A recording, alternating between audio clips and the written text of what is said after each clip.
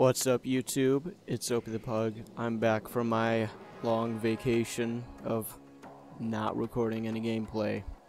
Well, now I'm back, so I think I'm gonna start with some Wargame Red Dragon. This is a deck showcase of what I usually use when I play the game. I'm not that great at the game.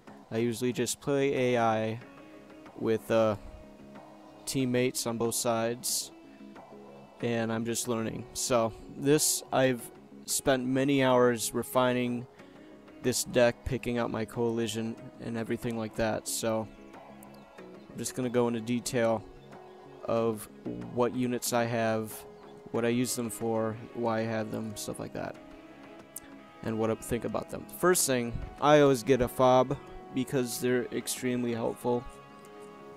They do drain your points at the start of the game, but that's okay. I mean, they're very, very nice to have. The East German SPW 50PU is a nice little command vehicle. It's got 1 point of armor all the way around, so it's better than like a command jeep, but it's not as fast. In my opinion, speed doesn't really matter when it comes to a command vehicle, so it just helps it resist a little bit more damage, for example, from infantry coming in and sneaking through forests and stuff. If they try to use small arms, it's going to do, I believe, 1/10 of the damage, so you'll have plenty of warning, instead of just, you know, a rocket taking this out. This only has, the control jeeps only have about 5 strength. This one has twice that, so it's much better. Plus it has a little machine gun to defend itself with. Well, not really little, I mean it's a 50 caliber, but I mean it's also the same price as an average command jeep, so it's really nice to have. The T55K1 is more of a frontline command vehicle. It's got more armor. It's 50 points more, but I think it's worth it. But I don't really see any justification of using the T72M1K because you shouldn't really be fighting with command vehicles anyway. I only have this because it's good for frontline armor and it could absorb just a little bit more damage. So it's basically there for the armor, and I guess everything else is just extra. Now the T813 Kolos by Czechoslovakia, glorious technology. It's a 30-point truck. It holds 1,700 liters of supplies, and I find it has a really nice balance out of all of the supply vehicles. You could get down to the 15-point Star 266 all the way up to the T815, which is a larger version, and even though you get less of those, I did the math, and you can actually get more supply out of one less T815. And there's even the MI6 somewhere in here. Oh well. Here it is. Yeah, this thing is huge. I don't really like to use supply helicopters as much as I did in Airland Battle. So, I don't know. Some people might use them. I don't. I also think that command infantry might be useful. And, for example, if you have like the MI2, or maybe like the MI4, you can have infantry that will dismount. So, if this starts taking fire, you can take your infantry out of the vehicle. So it's kind of like a dual life system, I guess, but it's more expensive. Moving on.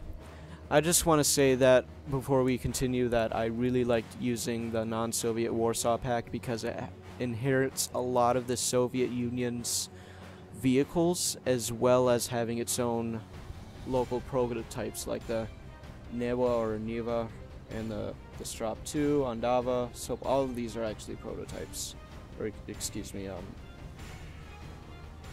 Yeah, I think all of these are prototypes. So they're really nice. Anyway, infantry. I really like using the non-Soviet Warsaw Pact. I usually play Pact, and it's basically this deck. I've been refining it and refining it and refining it.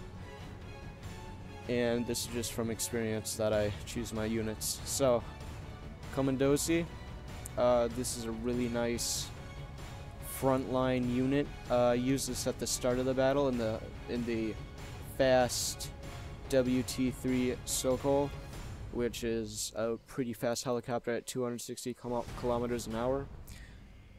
It's about 10 points more expensive than the Mi-2, but it is faster, so that's why I use it. It's not ridiculously expensive as the Mi-24, which is the fastest helicopter you can get, and it's faster than the Mi-8, and it's smaller.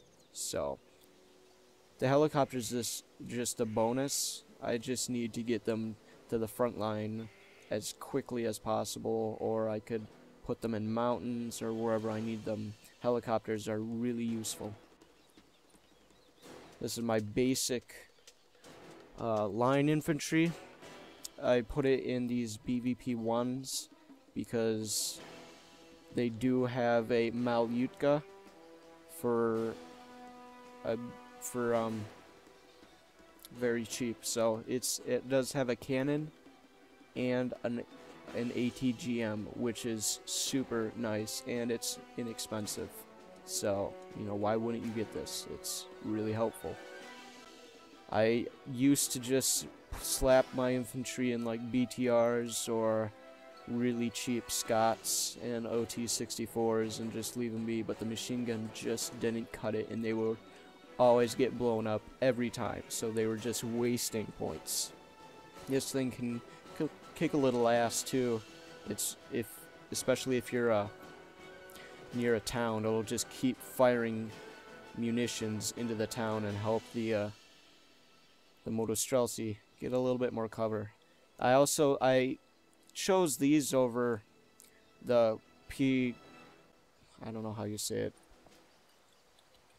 These guys, because this is the equivalent vehicle. If you compare these, the AT launcher is more accurate, and the MG fires just a little bit faster for the same price. Everything else is the same, except the AT gun does 2 points less of AP power, but, you know, the AT gun really isn't, it's not really one of the main features of the squad, so I really prefer accuracy over damage, because you can have a really high damage weapon, but it's not going to do anything if it misses, you know? So I choose Motostrelci as my main line infantry guys. Now, the Concours, I use, this is my ATGM unit. Let me show these guys. Okay. I slapped them in the MTLB because I believe it's just a little bit better than the previous transport that they use. It's a little bit faster off-road, and it's smaller, and machine gun, it's not amazing. It's a 30 cal, but it's only really there to transport them, since these guys have their own ATGMs. You can slap, like, I use them in 2 squads at a time, put them in a building, and you're good to go. That's only 10 points in transports. Anyway, same thing here, little 5-point transport. Strela 3 is a really nice balance, same as the Concours, between like a faggot or Malyutka or whatever else there is. Strela is a really good choice between Strela 2s, Iglas, and Groms. It's just good balance. I mean, you're not going to get amazing performance out of man-pads anyway, so these guys are plentiful too, and they're pretty inexpensive, only 15 points with the transport. So these guys are my shock infantry. I put them in fast wheeled transports. These are actually fairly cheap, and I chose them over Motorschützen because of the fast wheeled transports that do have the Malyutka guided missile, as well as a 50 cal, or actually not 50 cal, it's higher. It's a 14.5 millimeter machine gun with kinetic rounds, so that means it can do a little bit of damage to armor, which is always helpful. So, good transports, good infantry, not terrible at all. Support, I love all of these units. The Sopel I found is actually better than the Strela 10 because for 5 points less, yeah, 5 points less, it's faster and it has a gun, but it carries 8 less missiles, but everything else is the same. It is faster, a little bit less missiles, and a gun, and for 5 points less. So that's amazing unit. Superb cost efficiency. Now the Ondava. This isn't really cost efficient, but I looked it up and this thing has a reaction time of 10 seconds. You could get howitzer range and damage for mortar reaction time, and it is pricey. It's 120 points, but oh my god, do you get what you pay for? These things will rain down hell on everything. 152 millimeter rounds. They do use up fobs faster than I used to use like vodka copies, like this one, these ones. All that really changes is the roundel. It's the only thing that changes. But these things are really nice. I wish they had this turret on a tracked version, because usually I just park these nearer to my fob and just move them around for counter battery maneuvers. But I guess they are faster for that, but I would like it if they were tracked and a little bit cheaper, but can't have everything. Now the Neva, I don't know what it is. I'm not a Polish speaker. It's a very nice gun compared to the Cub M4. I'll just pin this guy.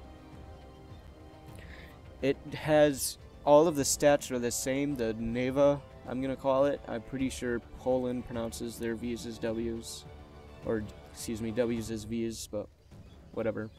So the only thing that's different is that it has better fuel economy. I used to have my Cub M4s running out of gas as soon as they got to the front line, so that was a bit of an issue.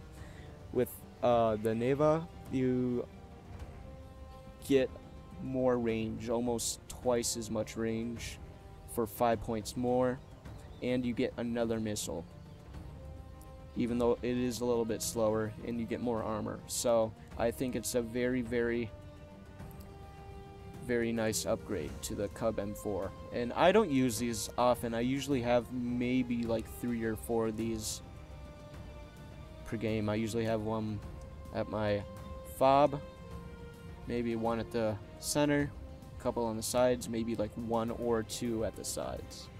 But very nice weapons. Now the Strap 2. These things are insane.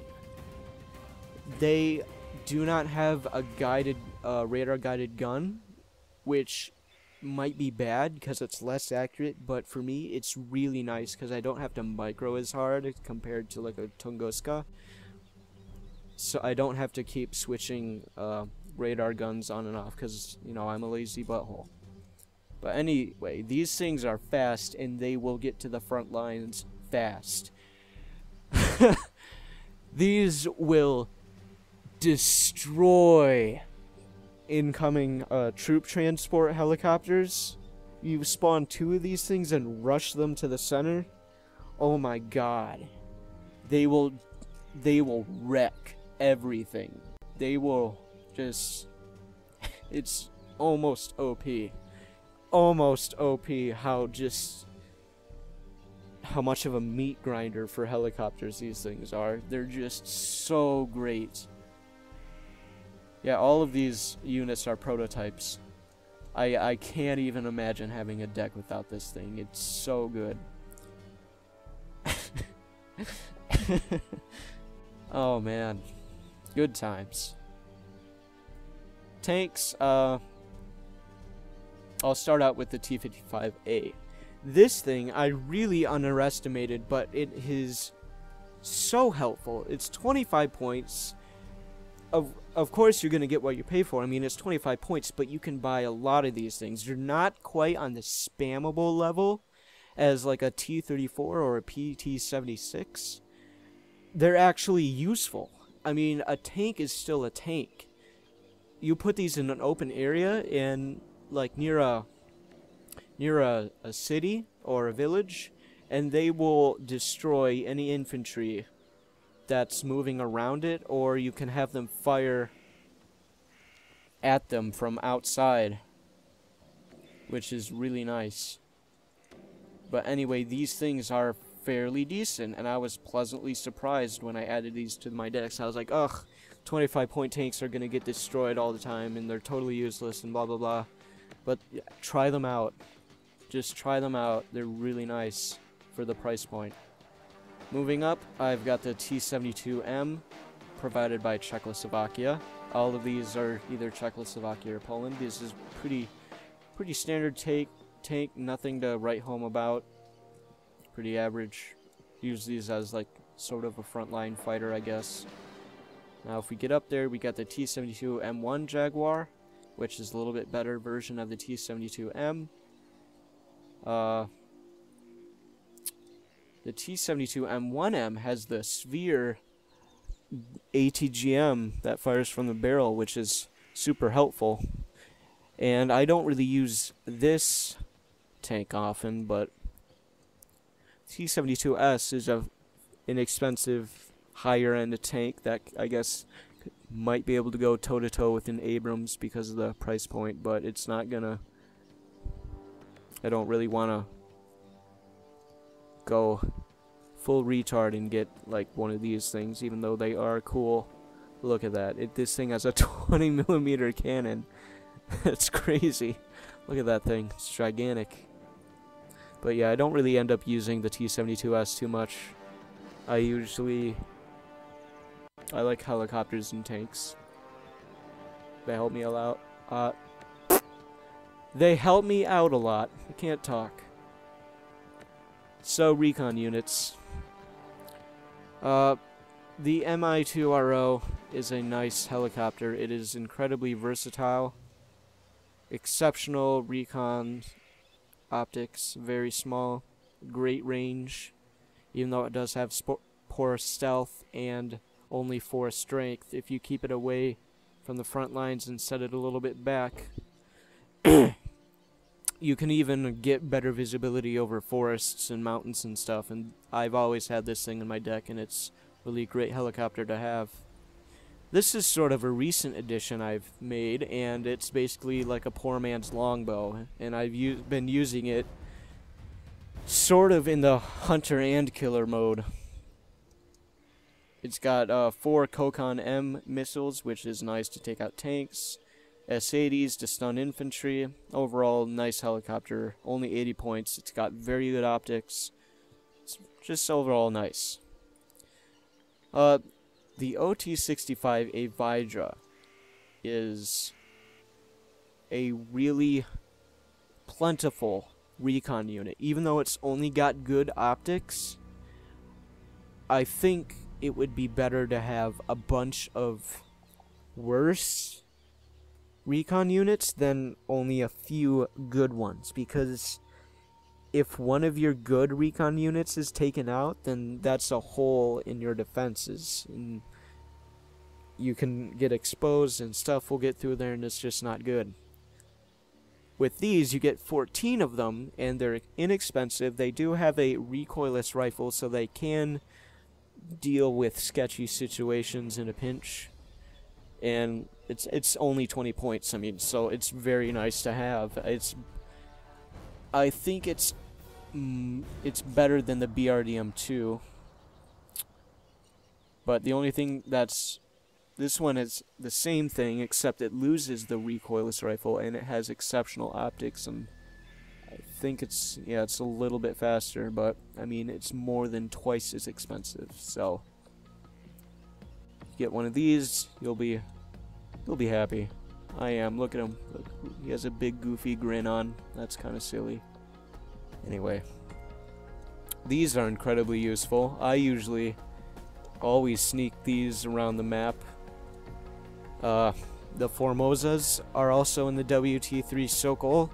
Small and fast helicopter. That's pretty inexpensive. I think it's my infantry helicopter transport of choice for the non-Soviet Warsaw Pact.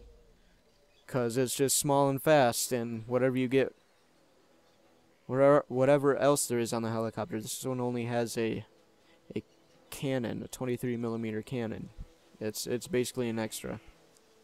So these are nice. You could just slap them in forests near enemy positions and use them to spot artillery. Watch for large AA installations. They're just really great to have. Like, wow. Awesome. Honestly, if the Grenzers had a cheap helicopter transport, which they don't, they have straight up Mi-24, then I would use the Grenzers instead, because they aren't supposed to get into combat anyway. And even though they're slower, they still have the same optics. And that's really what it comes down to with recon. It's optics, not about firepower. So if Grenzers came with a small, fast, inexpensive helicopter, even like an Mi-2, then I would probably pick those over the Formosas. But the Formosas, they're spec ops, which is nice. It's like sort of like the Navy SEALs of Poland, I guess. Alright, vehicles. Not really much to be said here. Basic BRDM2 Concours. Got 10 ATGMs with decent range, accuracy, and power. You can just slap these around the map and just basically mess stuff up. These SJiUyTwA are just also kind of spammable AI units. Not really spammable, but you have to apply liberally to the map if you want them to be effective, because they have very short range, less than 2,000 meters. So, not that great. But, I mean, it's only 20 points. What do you want? Now, the Prom S is, I think, might even be better than the Concours. The Concours just carries 6 more missiles, but this thing also has a cannon, a 120mm cannon, 4 Concours missiles, and a machine gun. So check these out. These are pretty nice. I mean, 40 points. They're pretty cost effective.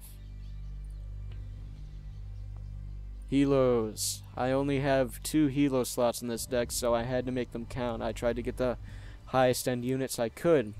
My favorite being the DHS Mi-24P. This basically is great for anything. If you want to take out helicopters with it, it's prepared for that. It's got pretty long range Molnia missiles. It's got 4 of those, infrared. Pretty nice. It also has 4 Kokon M's if you want to go on a ground attack mission or something like that. If you want to take out some tanks, you can do that too. Also, it has the GSH-30K, which is a kinetic cannon, which is also good for armor and taking out helicopters. Yeah, so it's very, very versatile helicopter, and it is armored in the front and the sides, which is nice. Now the Sokol, I basically use it as anti-infantry / sort of anti-air. It only has Iglas, which is basically slapping man-pads, rockets onto hard points and calling it good. Glorious East European engineering, Conrad. But yeah, it's got a kinetic cannon and some rockets, pretty useful. I was using the, where is it? That darn thing. The holy crap. The Nivosh. But for its price point, it definitely shows. Only Strela 2Ms, SJiUyTwA Ps. It's not that great, but it is affordable. If I had another helicopter slot available, I'd probably put one in. As you can see, I really like multi-role helicopters. But this one is fairly good at ground attack. This one is just good at both. Anti basically everything you can throw at it. Except maybe aircraft. Now aircraft. This is probably my favorite. This is probably the best, most cost-effective aircraft there is. It's multi-role. It's got bombs, which it's really nice because, you know, obviously they're fire and forget, so you can evac Winchester really easily. And if you have an expensive unit to bomb, then it's only 60 points, so they're pretty good for suicide too, but they can defend themselves. They have 2 R-60 Molnia missiles and a cannon. And I think if we go down to the SU-7s, the closest comparison, the SU-7B, is in every way, except for speed, worse than the L39ZA Albatross for the same price. The L39ZA has better air detection, better ECM, better turn radius, better time on target. It has a better cannon, it's more accurate, and it has a better stabilizer, although I'm not sure what that's supposed to do on an aircraft since it's constantly moving. And it does have infrared air-to-air missiles. So in basically every way, the SU-7B is worse than the L-39, or I should really say the L-39 is better in every way than SU-7, and it's super cost-effective. So I love this little aircraft. Pick one up if you can. Now with air superiority, if I want something dead, I need to make it dead, and there's really no better way to do that with the MiG-29 913S. It has really nice Vimpel missiles. It has a long-range cannon and good ECM, exceptional air detection. It actually for this aircraft, it has a tight turn radius, good time on target. If I want to kill a longbow or a Kiowa warrior or something, I just need something dead that's flying. This will take care of it. This is the the capitalist flying machine remover of Eastern Europe. It's pretty good. Now I don't really use seed aircraft that much, but I have this anyway. Even though I don't think I've ever used it because, I don't know, it's just something I don't think to use. If I see a target, like an AA unit, I'm going to go send ground forces after it. It's just instinct for me. I don't really end up using seed against AA because, you know, sending an aircraft against AA kind of seems counterproductive for me. I mean, you're just throwing meat into the grinder. But I just kind of gotta teach myself to use this, I suppose. But this is, let's see if we can compare this. This is it has a longer range seed missile, and it's more accurate. It does more damage. And that's basically all that counts when it comes to seed. I mean, it also has Molnias. I'm not.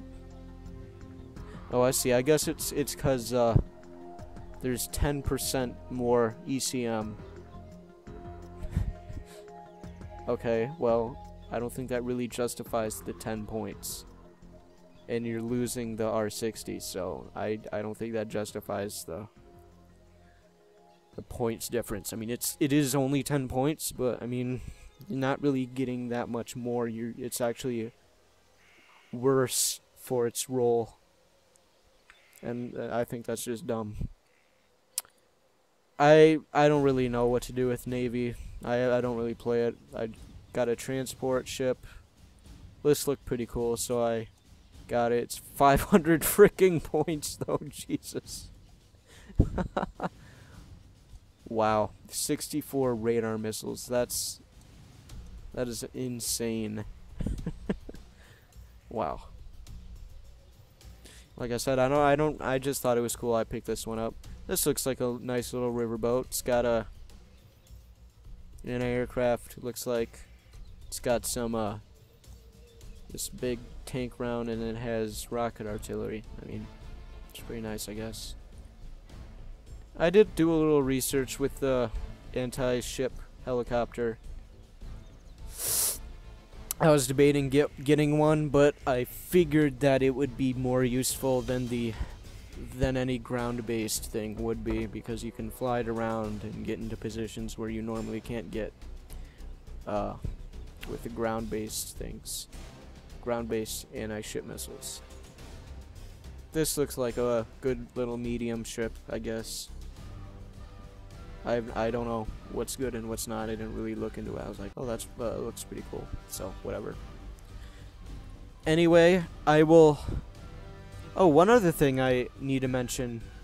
The naming structure that I use.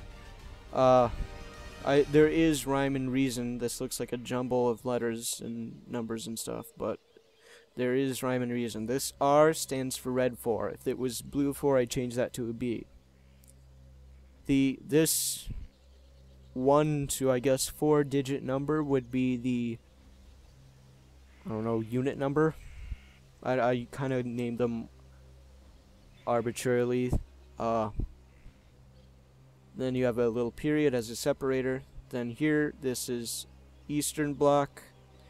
I'll probably have to make up a list of country and coalition codes, probably 2 to 3 characters, but I'll use what works for me. Then / standard, and I would have to come up with more codes for like motorized, mechanized, armored, airborne, marines, and so on. But this is standard because there's no preset for it. Then a dash, little dash, then brigade, shortened. It could be division, brigade, battalion, whatever, doesn't matter. And then another period as a separator, and then the category of the deck, or the class. This is a Class A deck, so it would be A. Then you give it a name, call it the Demons, because it sounds cool. That's pretty much it for all of my units. I hope I didn't ramble too much, and maybe you learned something, hopefully. I will probably use it. I will use this deck in action in the upcoming videos. So this is Obi the Bug signing out. Thank you for watching. I will see you in my next video. Thank you.